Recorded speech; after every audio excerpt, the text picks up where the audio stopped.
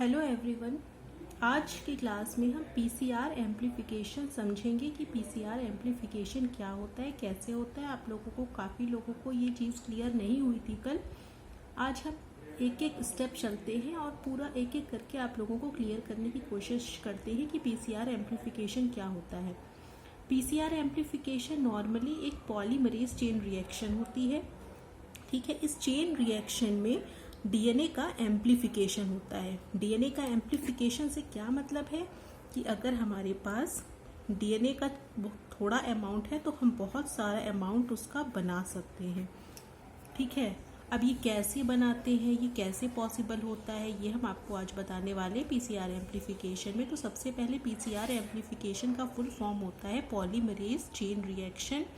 इससे ये पता चलता है कि इसमें एक कोई पॉलीमरेज होता है, किसी के भी नाम के आगे ASE लग जाता है, उसका मतलब वो एंजाइम है। तो पॉलीमरेज एक एंजाइम है जो कि चेन रिएक्शन करता है, मतलब वो बार बार रिएक्शन एक ही टाइप की करता जाता है, इसीलिए हम उसको चेन रिएक्शन कहते हैं। तो इसमें एक पॉलीमरेज एंजाइम चेन रिएक्शन करता जाता है, इस तरह की प्रोसेस को हम पीसीआर एम्प्लीफिकेशन कहते हैं।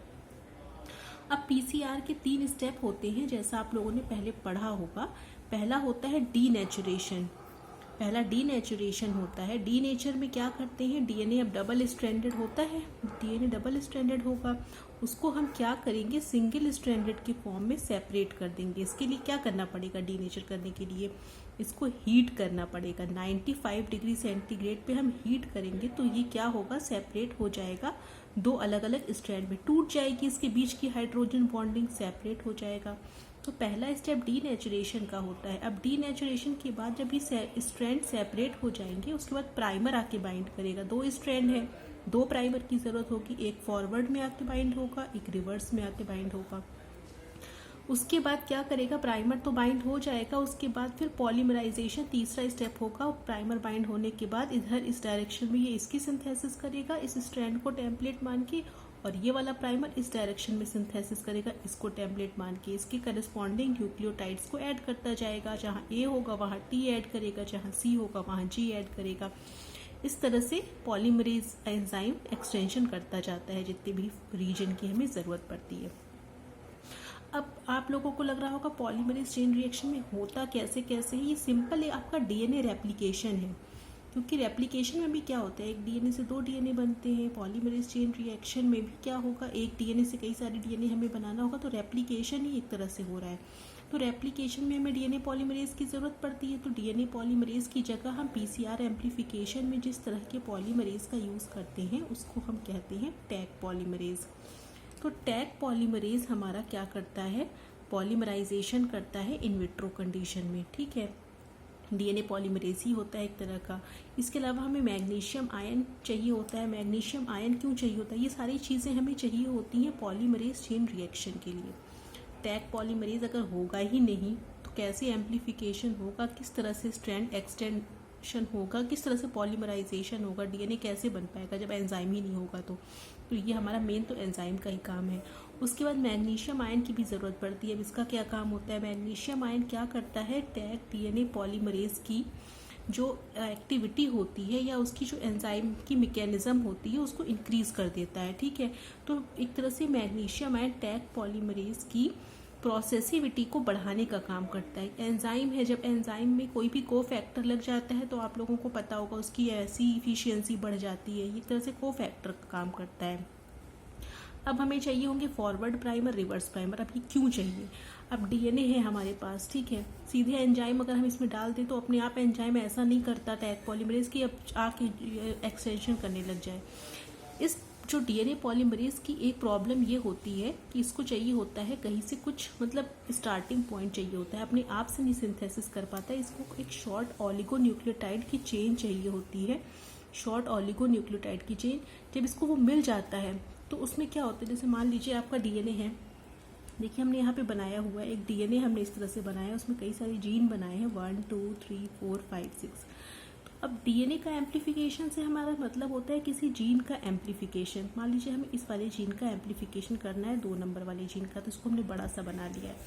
अब देखिए जो डीएनए होता है उसमें क्या होते हैं, डबल स्ट्रैंड के फॉर्म में होता है, डबल स्ट्रैंड होता है उसका एक स्ट्रैंड 5:3 की डायरेक्शन में रन करता है, एक 5:3 इधर की डायरेक्शन में रन करता है, मतलब इधर से देखें तो 3:5 होता है।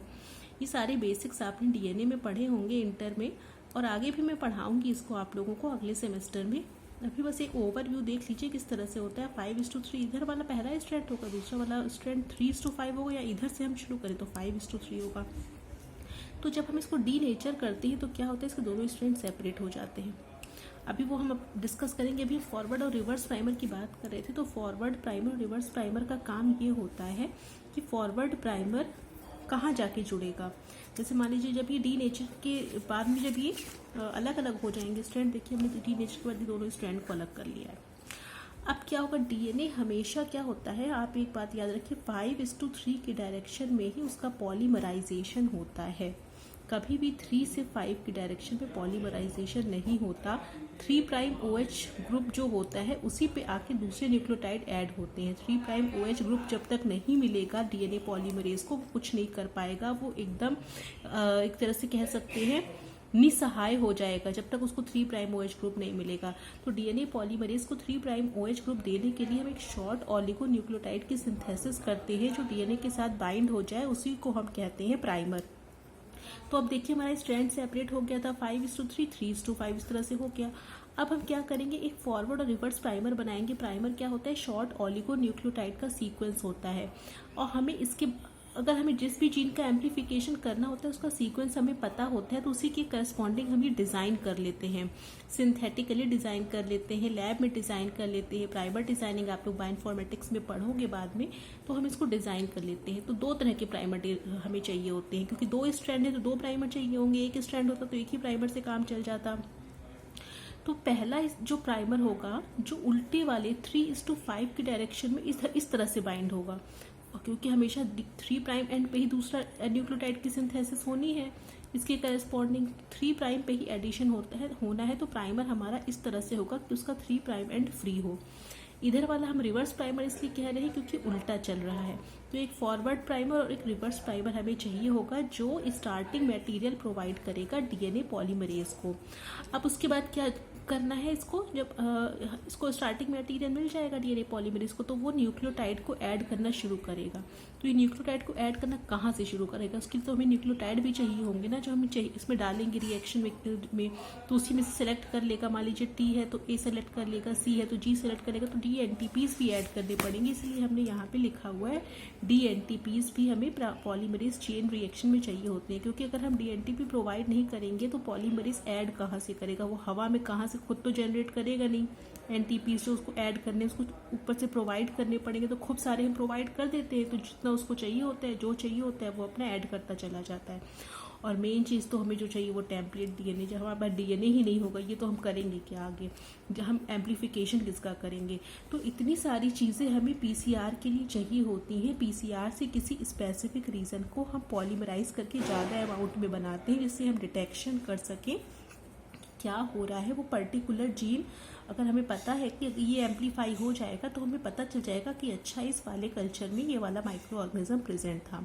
जैसे मान लीजिए कि हमारा जो जीन है वो जो प्राइमर्स हमने यूज़ किए इसको एम्प्लीफाई करने के लिए वो स्टेफाइलोकोकस के स्पेसिफिक थे। अगर एम्प्लीफाई हो के हमें बैंड मिल जाता है डीएनए का, एम्प्लीफिकेशन के बाद जब ज़्यादा अमाउंट में डीएनए बन जाएगा तो क्या होगा, जब हम उसको जेल पे रन करेंगे तो हमें बैंड जैसा दिखेगा, आँख से दिखने लग जाएगा, जिससे हमें पता चलेगा अच्छा एम्प्लीफिकेशन हो गया, इसका मतलब स्टेफाइलोकोकस उसमें प्रेजेंट है। और अगर कुछ हो ही नहीं रहा है स्टेफाइलोकोकस के प्राइमर से, कोई भी एम्प्लीफिकेशन नहीं होगा तो कुछ दिखेगा ही नहीं, हम समझ जाएंगे स्टेफाइलोकोकस का इन्फेक्शन नहीं है, किसी और का है, तो उसके प्राइमर लगा के अब चेक करेंगे। उससे भी नहीं होगा तो तीसरे के लगा के चेक करेंगे। लेकिन सिम्टम्स के बेसिस पे हमें इतना पता चल जाता है कि किस तरह का ये इन्फेक्शन हो सकता है, उसमें कौन कौन से ऑर्गेनिज्म इन्वॉल्व हो सकते हैं। उन्हीं के प्राइमर से हम टेस्ट लगाते हैं और डिटेक्ट करते हैं पॉलीमरेज चेन रिएक्शन से कि किसका इन्फेक्शन है, और आइडेंटिफाई करते हैं माइक्रो ऑर्गेनिज्म को।